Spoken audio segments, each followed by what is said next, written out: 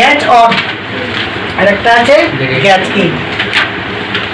একটা group verb বলে, phrase বলে, না ঠিক আছে, ফ্রেজ বলে, ভার্ব বলে।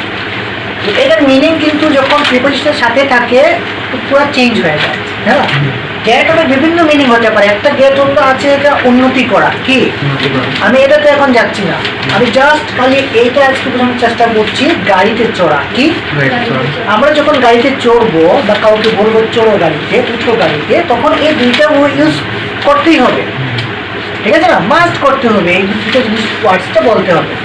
তো গ্যাট অন আর একটা গ্যাট ইন, তুমি গ্যাট অন তখনই ইউজ করবে যে গাড়িতে তুমি চড়বে আর চড়ার সময় চড়ার জায়গা থাকে, কিসের, হাঁটাফেরা করতে পারবে যে জায়গাতে, ওই জায়গাতে তুমি চড়ো, তাহলে গ্যাট অন বলবে। তাহলে কি গেট অন দ্য কার বলতে পারবে? কি বলবে? I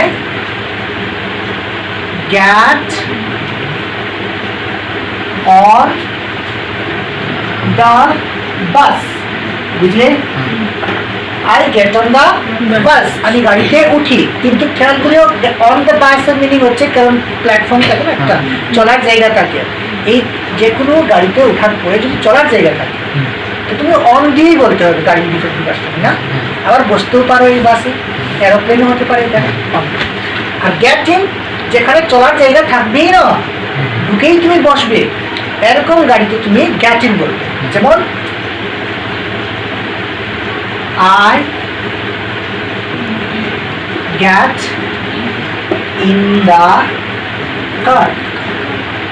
I get in the I get in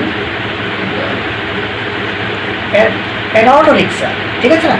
এইভাবে দেখো, যেখানে বসবে চলার জায়গা নেই এরকম গাড়িতে তোমরা গ্যাট ইন ব্যবহার করো। আর এখানে গ্যাট অন যেখানে চলাফেরা করতে পারি, যেমন ট্রেন আছে, বাস আছে, এরোপ্লেন আছে, একই না? কত সুন্দর ডিফারেন্স না? একদম ভুলবে না। Get on, get in.